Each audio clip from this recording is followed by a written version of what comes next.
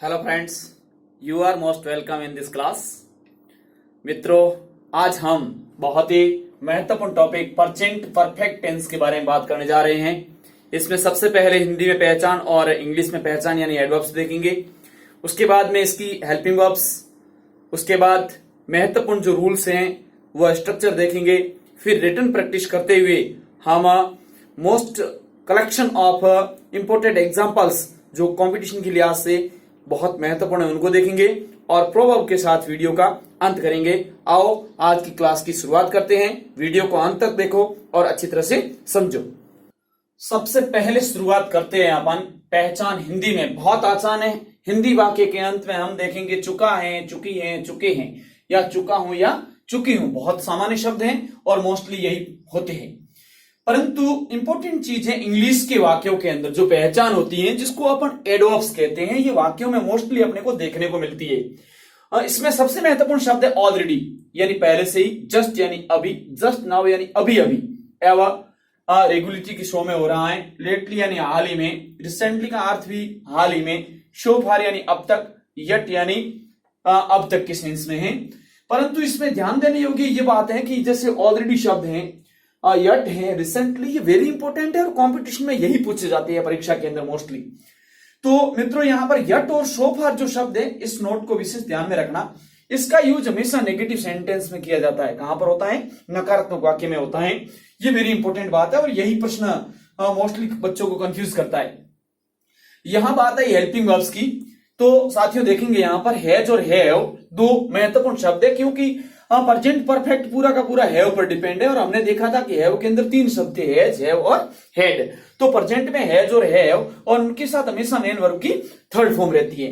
Has का use अपन जिस प्रकार देखते हैं, थर्ड पर्सन का जो सिंगुलर है, एक वचन है ही सी इट और नेम और सिंगुलर नाउन के साथ होता है। और हैव का use first person, second person तथा थर्ड पर्सन का बहुवचन जो होता है यानी आई, वी, यू, दे और प्लूरल नाउन के साथ होता है। अब अपन बात करते हैं स्ट्रक्चर की। तो सिंपल स्ट्रक्चर हम हमेशा देखते हैं एस वी ओ ही रहता है, सब्जेक्ट वर्ब ऑब्जेक्ट। तो अफर्मेटिव सेंटेंस में अपन इसकी शुरुआत करते हैं। सबसे पहले सब्जेक्ट आ गया, फिर हैज हैव आ गया, उसके बाद मेन वर्ब की थर्ड फॉर्म आ गई और उसके बाद में ऑब्जेक्ट आ गया। वही चीज नेगेटिव के अंदर सब्जेक्ट के स्थान पे सब्जेक्ट है, हैज हैव के स्थान पे हैज हैव है, मेन वर्ब की थर्ड फॉर्म के स्थान पे मेन वर्ब की थर्ड फॉर्म है। परंतु इसमें एक विशेष शब्द हमारे को यहां जोड़ना पड़ेगा। क्या जोड़ना पड़ेगा? हैज हैव के साथ यहां पर नेगेटिव बनाने के लिए क्या जोड़ना पड़ेगा? नोट जोड़ना पड़ेगा। तो ये अफर्मेटिव से क्या बन जाएगा? नेगेटिव। ये वेरिएशन है। आगे आपको इजी गोइंग याद हो जाना चाहिए। अब सिस्टम में डल गए हो आप, है ना? ऐसी स्थिति में तो यहां पर नेगेटिव के लिए नोट लग गया, बाकी वो के वो शब्द है, कोई शब्द का अंतर नहीं है। अब बात करते हैं इंट्रोगेटिव सेंटेंस की। साथियों इसमें और इसमें यानी अफर्मेटिव सेंटेंस में और इंट्रोगेटिव सेंटेंस में कोई अंतर नहीं है। केवल हैज हैव जो हेल्पिंग वर्ब है उसको हमने आगे रखा, उसके बाद में सब्जेक्ट, मेन वर्ब की थर्ड फॉर्म और ऑब्जेक्ट के स्थान पे ऑब्जेक्ट। अब इसको आगे रख के अपन ने क्वेश्चन बना लिया है, प्रश्नवाचक बना लिया, इसलिए प्रश्नवाचक चिन्ह लग जाएगा, इंट्रोगेटिव मार्क ऑफ इंट्रोगेशन लग जाएगा। अब इंट्रोगेटिव और इंट्रोगेटिव नेगेटिव में तुलना करते हैं तो भी कोई अंतर नहीं है। हैज हैव के स्थान पे हैज हैव, सब्जेक्ट के स्थान पे सब्जेक्ट और यहां पर अपने को नया शब्द क्या जोड़ना पड़ा? नोट जोड़ना पड़ा। मेन वर्ब की थर्ड फॉर्म के स्थान पे मेन वर्ब की थर्ड फॉर्म और ऑब्जेक्ट के स्थान पर ऑब्जेक्ट और मार्क ऑफ इंट्रोगेशन। बहुत आसान है। आओ हम आगे एग्जांपल के माध्यम से समझने की कोशिश करते हैं। अब अपन बात करते हैं कि किस प्रकार रिटन वर्क का अभ्यास किया जाए, यानी लिखने का अभ्यास कैसे किया जाए। जैसे अपन ने एग्जाम्पल लिया, वह अपना कार्य पूर्ण कर चुकी है। चुकी है इसका मतलब वह के लिए यहां पर क्या शब्द आ जाएगा? बहुत सिंपल सा शब्द आ जाएगा सी, और सी के साथ क्या लग गया?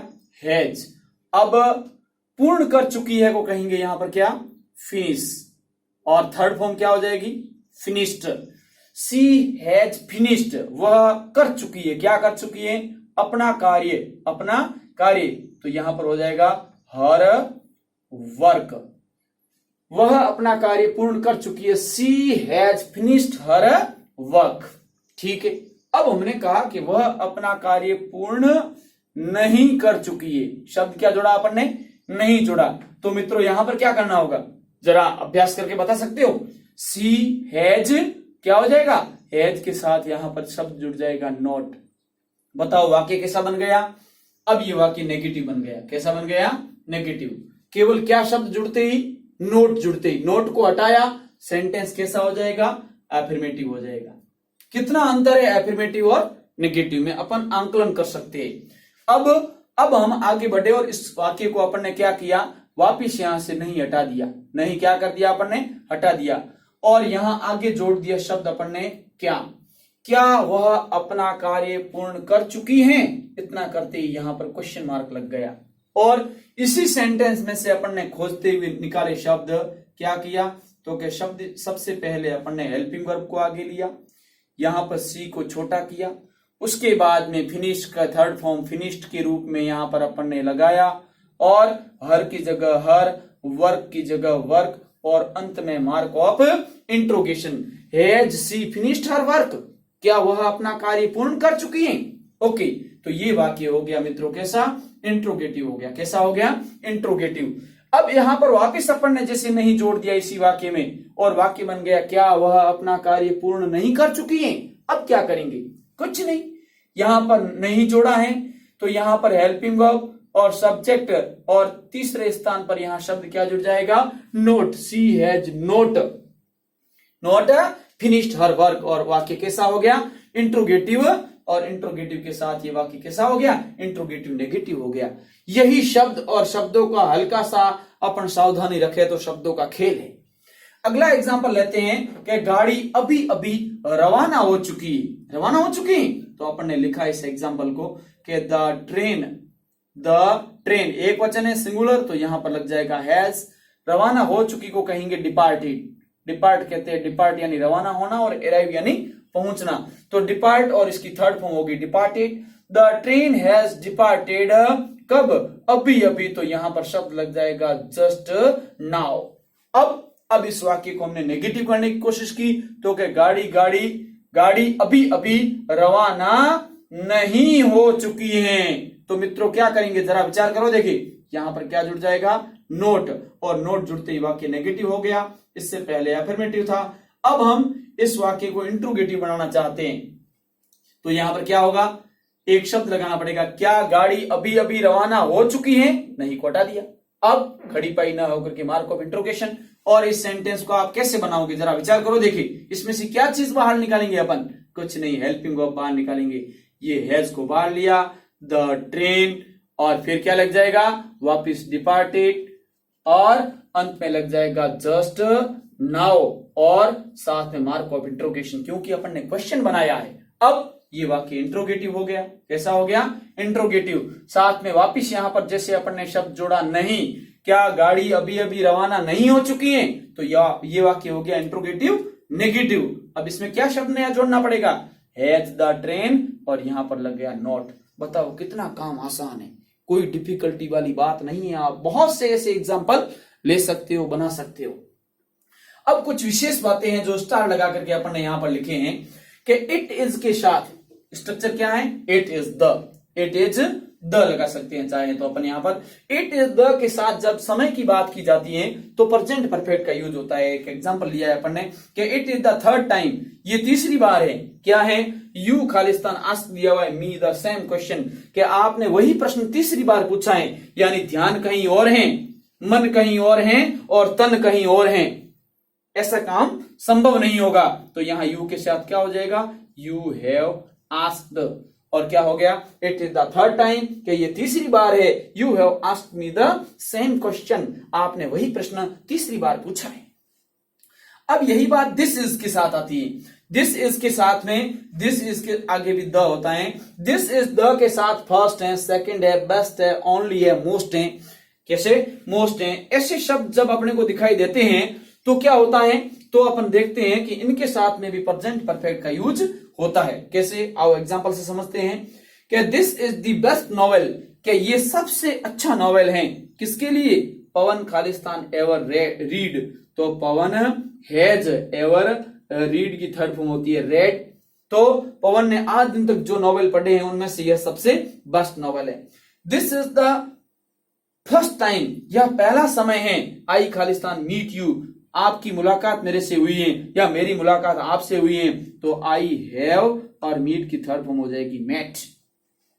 This is the most interesting story, ये सबसे रुचिकर कहानी है। किसके लिए? आई खालिस्तान एवर राइट। तो यहां पर आई हैव एवर और राइट की थर्ड फॉर्म क्या हो जाएगी मित्रों? रिटर्न। कई बंधु इस बात को लेकर कंफ्यूजन रहते हैं कि राइट के साथ आईएनजी जोड़ते समय टी को डबल किया जाता है, कभी नहीं डबल होता है। सावधानी रखना, उसमें हमेशा टी सिंगल रहता है, परंतु रिटर्न में डबल होता है। तो ये सेंटेंस क्या हो गया? This is the most interesting I have ever written. Yes, अब अपन एक्सरसाइज के माध्यम से बहुत इंपोर्टेंट सेंटेंस डिस्कस करते हैं। जैसे सेंटेंस दिया है, आई खालिस्तान रिसेंटली विजिट द ताजमहल। शब्द आ गया रिसेंटली पहचान के लिए, तो मित्रों आई के साथ हैव आ जाएगा और विजिट की थर्ड फॉर्म के रूप में यहां पर आ जाएगा शब्द विजिटेड। अब अगला शब्द है हमारे पास में, the train Khalistan just arrive at the station, यानी गाड़ी अभी आकर के स्टेशन पे रुक चुकी है। तो यहां पर द ट्रेन है तो हैज लग जाएगा ट्रेन के लिए, और अराइव का हो जाएगा यहां पर पहुंचने के सेंस में है तो क्या हो जाएगा? अराइव्ड। अगला अपने पास एग्जांपल है, आई खालिस्तान have my lunch just now. अब कईयों को यह बात सुनकर के कंफ्यूज हो रहा है कि हैव यहां पर आ गया तो आई के साथ हैव लगा दिया। अब हैव का क्या किया जाए? तो मित्रों हैव मेन वर्ब है जिसकी थर्ड फॉर्म हैड होती है। I have had my lunch just now, मैं अभी अभी अपना लंच ले चुका हूं। तो यहां हैड का सेंस है वो ले चुके होने से है, संपन्नता से है। वी खालिस्तान move to our new house recently, हाल ही में हम अपने नए घर में जा चुके हैं। तो वी हैव और मूव की थर्ड फॉर्म हो जाएगी moved. Mahipal already wash his hands, तो महिपाल के साथ यहां हैज लग जाएगा और ऑलरेडी वॉश का यहां पर क्या हो जाएगा? धोने से है, तो वह अपने हाथ धो चुका है। ऑलरेडी इसकी पहचान है। Recently my brother Khalistan get another job, तो माई ब्रदर के लिए हैज लग जाएगा और गेट की थर्ड फॉर्म गोट लग जाएगी और रिसेंटली इसकी पहचान हो जाएगी। The plane just take off, तो मित्रों टेक ऑफ का मतलब होता है उड़ान भरना, के प्लेन ने अभी अभी उड़ान भर ली है। तो the plane has take, take की थर्ड फॉर्म होती है टेकन और यहां पर हो जाएगा taken off. Take off very important phrasal verb कहलाती है ये। जब वर्ब और उसके साथ प्रीपोजिशन जुड़ता है तो क्या होती है?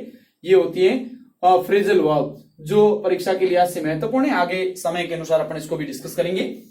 नेक्स्ट एग्जांपल है, वाटर खालिस्तान बॉइल येट। अब मित्रों ये सेंटेंस वेरी इंपॉर्टेंट है, परीक्षा में ऐसे सेंटेंस सुनते ही बच्चे चकित हो जाते हैं, विद्यार्थी कंफ्यूज हो जाते हैं। लर्नर को यहां सावधानी रखने की आवश्यकता है। तो वाटर और इसके साथ में हैज लग गया। अब यहां पर यट लगा हुआ, इसलिए साथियों क्या लगेगा यहां पर? नॉट, और बॉइल का हो जाएगा यहां पर बॉइल्ड। तो वेरी इंपॉर्टेंट एग्जांपल था ये। इस टाइप के एग्जांपल परीक्षा में मोस्टली पूछे जाते हैं कॉम्पिटिशन तक। आई खालिस्तान already visit the Statue of Liberty, बिल्कुल हमने सुना होगा स्टेच्यू ऑफ लिबर्टी, काफी फेमस रही है यह चीज। आई और आई के साथ यह रह जाएगा हैव, ऑलरेडी विजिट का हो जाएगा विजिटेड। शो फार, यहां पर भी ध्यान देने योग्य ये बात, ये भी कंपटीशन का इंपॉर्टेंट एग्जांपल है। शो फार आई खालिस्तान have any message from you, तो मित्रों आई हैव, अब यहां पर शो फार के लिए केवल अपन हैव की थर्ड फॉर्म हैड लगा लेंगे तो सही नहीं है। आई हैव नोट हैड, यानी मुझे आपकी तरफ से अभी तक कोई मैसेज नहीं मिला है। तो ये विशेष ध्यान देने योग्य बात है, वेरी इंपॉर्टेंट टाइप था। नेक्स्ट एग्जांपल है, आई खालिस्तान be to Agra twice, Agra में 2 बार जा चुका हूं। अब ये बी शब्द आया, बी का क्या होगा थर्ड फॉर्म? ये भी थोड़ा विचारणीय है, ये भी एक इंपॉर्टेंट टाइप में आता है। तो बी की थर्ड फॉर्म मित्रों क्या होती है? बीन होती है। I have been to Agra twice, में 2 बार आगरा जा चुका हूं। अब कुछ लोग इस बात को सुनकर के कंफ्यूज हो जाएंगे कि हैव बीन हो गया है, इसका मतलब वर्ब तो पीछे आई नहीं। मित्रों बी यहां पर मेन वर्ब है, न कि ये प्रेजेंट परफेक्ट कंटिन्यूअस टेंस नहीं है। अगर प्रेजेंट परफेक्ट कंटिन्यूअस होता तो पीछे सिंस और फोर लगा होता, ये यहां अंतर है, इसलिए ये भी वेरी इंपॉर्टेंट एग्जाम्पल में से एक है। माई फ्रेंड खालिस्तान translate the Gita into English just now, sentence की पहचान के लिए जस्ट नाउ शब्द आ गया। अब यहां पर लग जाएगा हैज और ट्रांसलेट का हो जाएगा, क्या हो जाएगा बोलो? ट्रांसलेटेड। नेक्स्ट एग्जांपल है, वी रीच द मून, हम तो चंद्रमा पर जा पहुंचे हैं, यानी प्रगति बहुत ज्यादा कर ली है साइंस ने। तो यहां पर क्या होगा? वी हैव और शब्द हो जाएगा रीच्ड। यहां पर उच्चारण डी का होता है पर शब्द क्या है ये बोलो? रीच्ड होता है इसका, reached. Ravi is the best boy, Ravi सबसे अच्छा बच्चा है। आई खालिस्तान एवर सी, तो यहां पर क्या होगा? आई हैव एवर पहचान के रूप में है और शी की थर्ड फॉर्म हो जाएगी सीन। तो ये एवर है, रिसेंटली है, जस्ट नाउ, ये एड ऑफ सेंटेंस में अपने को देखने को मिलती है। The police Khalistan arrest the killer, तो पुलिस हमेशा प्लूरल होता है, इसलिए इसके साथ हैव लग जाएगा। ये भी वेरी इंपॉर्टेंट एग्जांपल है। और अरेस्ट की थर्ड फॉर्म हो जाएगी अरेस्टेड। नेक्स्ट एग्जांपल हमारे समक्ष है, जैसे सी खालिस्तान लॉस्ट हर पेन, तो सी के साथ यहां लग जाएगा हैज और यहां लॉस्ट की थर्ड फॉर्म लॉस्ट ही होती है। तो सी हैज लॉस्ट हर पेन, वह अपना पेन खो चुकी है। अगला एग्जांपल है Khalistan you ever see the red fort, तो यहां यू के लिए क्या आ जाएगा बोलो, हैव आ जाएगा। एवर पहचान के रूप में एडवर्ब है। सी की थर्ड फॉर्म क्या हो जाएगी, शीन, के क्या आप कभी रेड फोर्ट विजिट करके आए हो, देख के आए हो। अगला एग्जांपल है when ever he has come here, come has come, come came come वापिस थर्ड फॉर्म के रूप में है। तो वेन एवर ही हैज कम हियर, जब कभी वो यहां आता है, ही खालिस्तान क्या आ जाएगा, हैज बाय की थर्ड फॉर्म होती है, क्या होती है बोलो, बॉट, BOUGHT। तो he has boat something for me, तो कुछ न कुछ वह खरीद के लेके ही आता है, यानी खाली हाथ कभी नहीं आता। ये कई लोगों की आदत होती है। अगला एग्जांपल है खालिस्तान द प्राइस, प्राइस के लिए यहां क्या आ जाएगा, has the price gone up, gone up यानी बढ़ जाना, क्या इस चीज की कीमत बढ़ चुकी है।